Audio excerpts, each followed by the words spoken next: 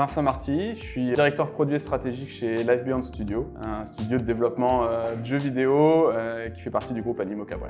Et moi je suis Vincent Le Gallic, je suis CTO de Comet. Et Comet c'est une société qui fait deux choses. D'une part on fait un jeu vidéo qui s'appelle Comet Battle et de l'autre côté on fait une solution pour les développeurs qui s'appelle Alambic qui permet de créer des jeux Web3.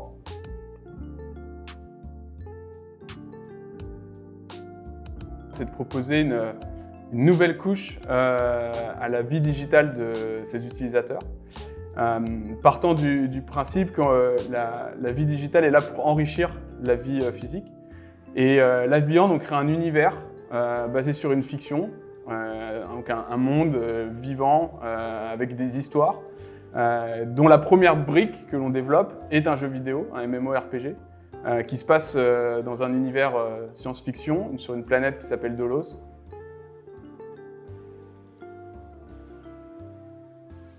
Le projet Live Beyond, il a démarré il y a plusieurs années, c'est à peu près 4-5 ans. Il ne s'appelait pas Live Beyond à l'époque, il s'appelait Project C.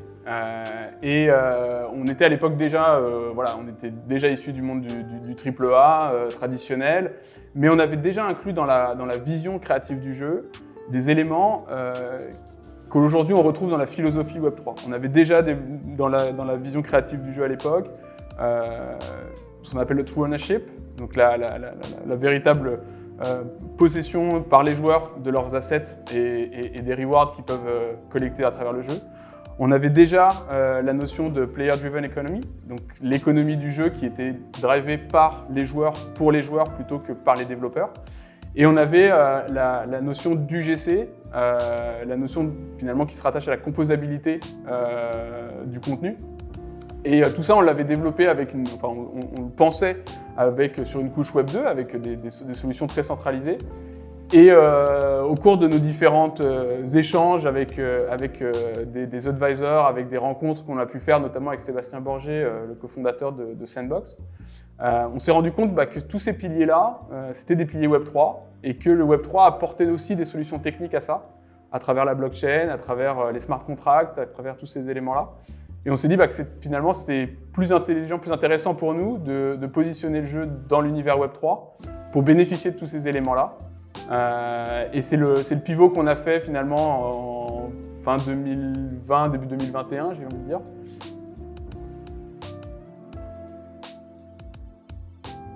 Le programme de NFT, pour nous, il prend sa source dans plusieurs éléments. Il prend sa source à la fois dans la possibilité qu'on offre aux utilisateurs de posséder des actifs du jeu, d'être un vrai co-owner de l'expérience et du projet Live Beyond. Il prend aussi sa source dans la possibilité que ça offre de récompenser l'engagement des joueurs. Et puis bien entendu, c'est aussi un vecteur de monétisation dans le jeu, en offrant à la fois des NFT qu'on va nous-mêmes émettre, c'est plutôt la phase dans laquelle on est aujourd'hui, au début du projet, mais aussi de pouvoir proposer des solutions pour les joueurs de crafter leur propre NFT, de créer leur propre NFT au sein du jeu, et donc de pouvoir développer leur propre économie directement depuis Live Beyond.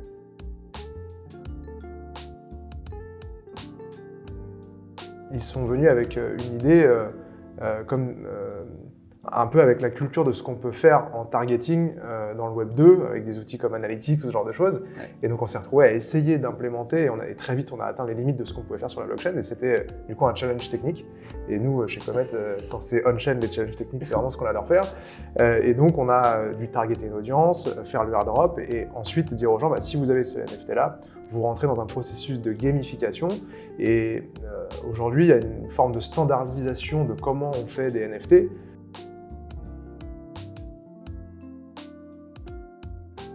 Un des gros challenges, c'est de faire un airdrop à une grande quantité de personnes, donc à environ 1 million de wallets. Donc il faut savoir que si on le fait de manière naïve, on ne peut pas inscrire 1 million de transactions dans la blockchain, et en plus ça coûte beaucoup d'argent. Donc il a fallu être très malin et sur la façon dont on le fait, de manière, sur un rythme assez étalé, avec beaucoup d'optimisation au niveau du gaz pour pas que ça coûte trop cher et pour pas que ça congestionne la blockchain. L'autre challenge qui a été intéressant, c'est la randomness dans les NFT qu'on a pu faire pour Darways. Il fallait à chaque fois qu'on puisse prouver que by design, il n'y avait pas de manipulation dans ce qui a été fait. Et donc il fallait utiliser des oracles et il fallait qu'il y ait un maximum de choses on-chain. Donc en tout cas, sur la partie loyalty, finalement, on a développé beaucoup de smart contracts avec des logiques qu'on n'avait jamais faites avant.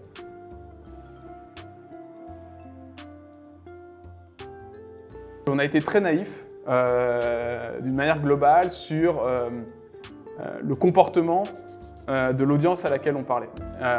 Nous, on avait des références un petit peu dans notre écosystème de gens qui avaient fait des campagnes un petit peu similaires d'acquisition à travers du airdrop. Et on parlait en général d'un airdrop entre une centaine de milliers de NFT et c'était déjà un vrai succès de campagne. Nous, on s'est rendu compte que la campagne, c'était assez simple.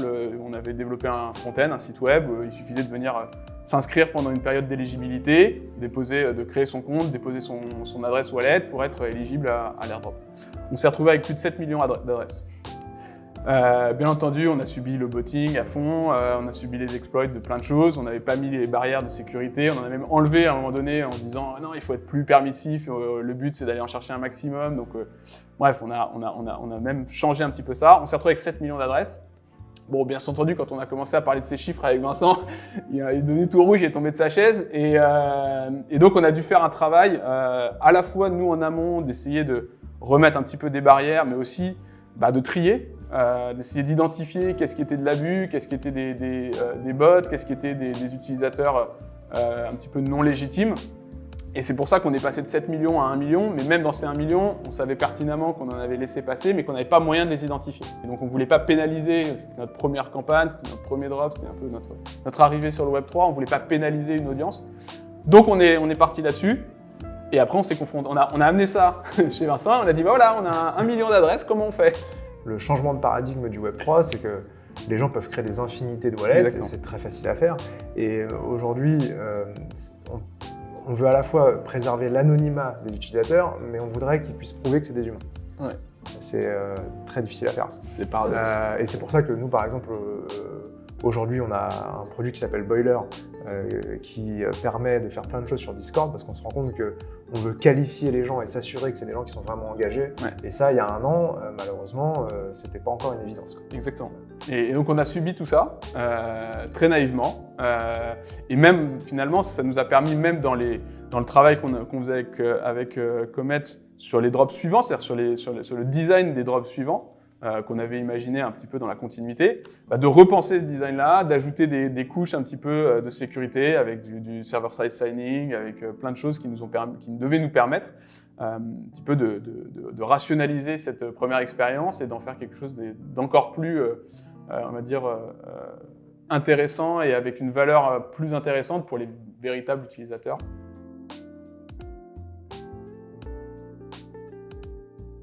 Si je devais refaire quelque chose, je pense qu'en fait, j'essaierais beaucoup plus justement de qualifier les personnes que l'on veut faire rentrer dans la communauté. Plutôt que d'utiliser un outil de mass market, comme on a essayé de le faire, j'aurais essayé d'être beaucoup plus regardant, beaucoup plus précis dans le ciblage et dans les actions qui devraient permettre aux gens de rentrer dans cette communauté. Parce qu'en fait, on se rend compte que le meilleur moyen pour créer une communauté, ce qui était le but pour nous, c'est plutôt d'avoir des petits groupes qui s'accumulent, des petits groupes de véritables utilisateurs qui vont venir s'accumuler, de créer des sous-communautés, etc. Et réellement, aujourd'hui, notre approche, elle est plutôt de dire empower the users, empower the community, plutôt que nous d'aller faire du descendant et d'aller juste aller chercher les utilisateurs en faisant du gros push mass market très permissif.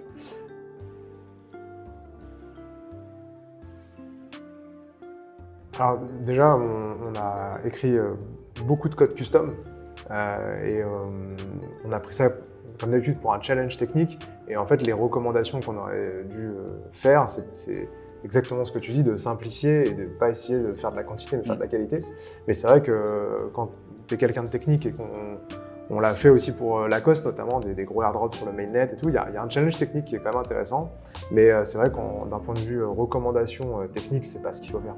Les airdrops, c'est comme envoyer des mails à des grosses bases non qualifiées, ça ne transforme pas beaucoup finalement.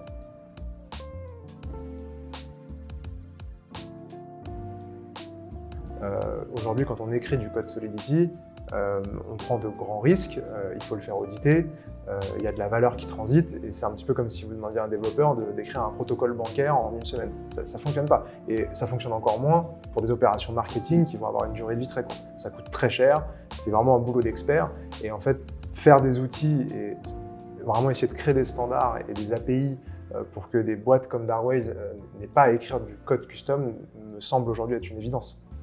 Et nous aussi, si je peux rebondir là-dessus, aujourd'hui c'est ce qu'on cherche aussi.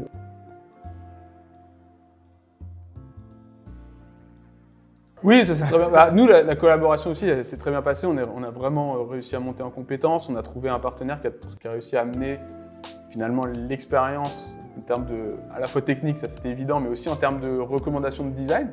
Parce que voilà, nous on est venus avec des grands principes, des grands rêves, mais on ne l'avait jamais confronté à la réalité technique, et donc parfois repartir sur les briques de design c'était important. Donc non, ça s'est très bien passé, et là-dessus je pense qu'on ne commencerait pas grand-chose.